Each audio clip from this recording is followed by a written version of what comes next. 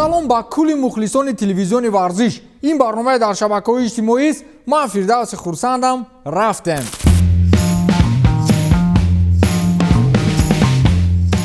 агар дар разми ҳабиб нурмагомедов ва дастин геҷи ягон мушкилӣ пеш биёяд чӣ мешавад? масалан ҳамон рӯз ё ҳабиб ё геҷи бо ягон сабаб натавонанд ки дар рақобат иштирок намоянд. баъд чӣ мешавад? беҳуда Дана Уайтро кали зирак намегӯянд. президенти ташкилоти размии UFC Дана Уайт дирӯз дар шабакаи Спорт Центр ба журналистон гуфт ки мо дар сурати ягон ҳодиса рӯй додан размгари амрикоӣ Майкл Чендлерро ба сифати ивазкунанда интихоб кардаем. Майкл Чендлер собиқ чемпиони ташкилоти размии Беллатор мебошад ки чанде пеш ба ташкилоти размии UFC шартнома бастааст. хулас агар мисли қабл гурдаҳои ҳабиб дард барорад, пас Чендлер бо геҷи рақобат мекунад. ё агар геҷи ягон баҳонаи дигар пеш орад, Чендлер боз бо ҳабиб рақобат менамояд. бечора Чендлерро дар миён гузоштанд.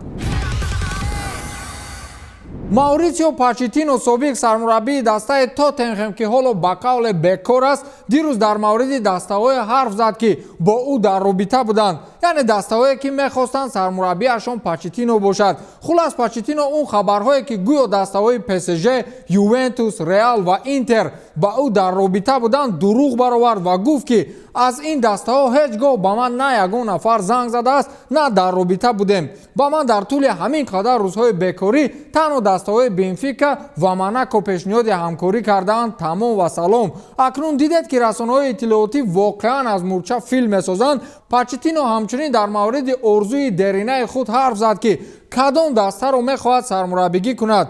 ман намедонам ин орзу ягон вақт амалӣ мешавад ё не. дастаи Реалро сармураббигӣ кардан орзуи деринаи ман аст, гуфтааст Маурисио Почеттино.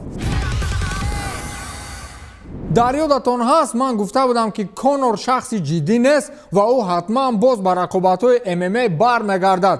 ба қавле гапи ман шуд ва дирӯз сархати расонаҳои варзишӣ маҳз мавзӯи баргашти Конор ба UFC буд.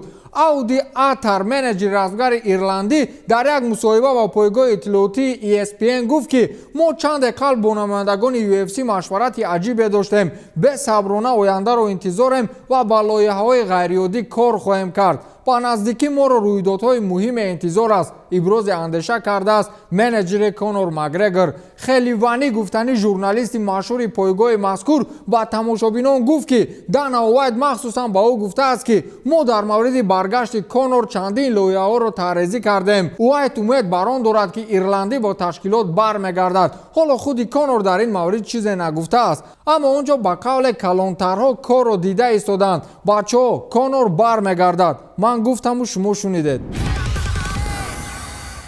жозе Мауриньо бо фарзияи букмекерон номзади асосии барои барканор шудан эътироф гардид. ин чӣ маъно дорад? жозе Мауриньоро дар таърихи 18 соли сармураббигиш аввалин бор аст ки бозии аввалро дар хонаи худ ба бохт истиқбол мегирад. ин бозӣ бо Эвертонро дар назар дорад ки бо ҳисоби 1-0 дастаи Тоттенхем аз Эвертон дар даври аввали чемпионати Англия ба шикаст мувоҷеҳ гардид. бо рӯйхати тартибдодаи букмекерон дар топ 10 сармураббиҳои дастаҳои англисӣ Мауриньо барои барканор шудан дар мақоми дуюм қарор гирифтааст. садри ҷадвалро Дэвид Моес аз Вестхэм ишғол кардааст. мақоми ҳафтумро бошад Оле Гуннар Сулшер, шефи девҳои сурхи шаҳри Манчестер гирифтааст. хулас ин рӯйхати тартибдодаи букмекерон аст. жозе Мауриньои бечора чанд сол шуд кораш омад намекунад. Умар Нурмагомедов, ҷияни Ҳабиб Нурмагомедов, дар мавриди мубориза бо Пётр Ян, чемпиони вазни сабуки UFC, барои камарбанд ҳарф зад. Пётр Ян беҳтарин варзишгар аст. дар 2 сол ҳамаи рақибонашро шикаст дод ва чемпион шуд. ӯ разгари муваффақ аст, аммо ман фикр надорам ки ӯро мағлуб карда натавонам. агар чунин фикр доред, муҳим нест ки ба толор рафта тамрин намоед. Пётр Ян беҳтарин аст, аммо камарбанд як тост. агар замоне шавад ки мо бояд барои камарбанд мубориза барем, ман мебарам. ин барои мамлакати мо натиҷаи беҳтарин хоҳад буд, гуфтааст Умар Нурмагомедов. муносибат байни президенти Барселона Хосе Бартомею ва ҳамлагар Лионел Месси ҳанӯзам нигаронкунанда аст. бо гузашти 15 рӯз аз эълони боқӣ мондан дар ҳайати бошгоҳ муколама байни бозингар ва раҳбари даста барои мондан нашудааст. дар бораи муносибати сарди Бартомеу ва Месси Мундо Депортиво хабар додааст. Бартомеу ва Месси ҳоло ҳам ҳарф намезананд. қайд карда мешавад ки онҳо муддати тӯлонӣ иртибот надоштаанд, на аз наздик ва на тавассути телефон. Лионел Месси умед дорад ки дар интихоботи навбатӣ барои президенти Барселона нафари арзанда ба ин курсӣ менишинад.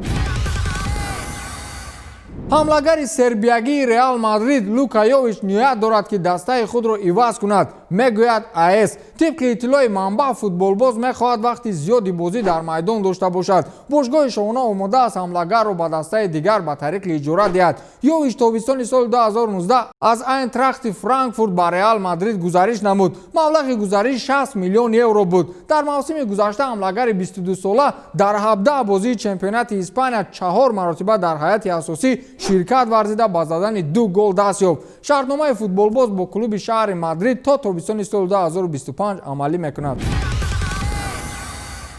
хабари охирин дар мавриди Луис Суарес. ӯ ба Ювентус меравад ё не? рафтану нарафтанашро намедонам. ӯ имтиҳони забони итолиёвиро бо муваффақият супоридааст. тибқи иттилои манбаъ футболбоз баҳои B1 гирифтааст ки маънои миёнаи дониши забонро дорад. ин маънои онро дорад ки ӯ муошират карда метавонад. ҳамин тариқ ҳамлагар метавонад ба зудӣ ба Ювентуси Италия гузарад. ёдовар мешавем ки сармураббии Барселона Роналд Куман ба Суарес умед надорад. ба ҳамин тамом, то дидор, хайр.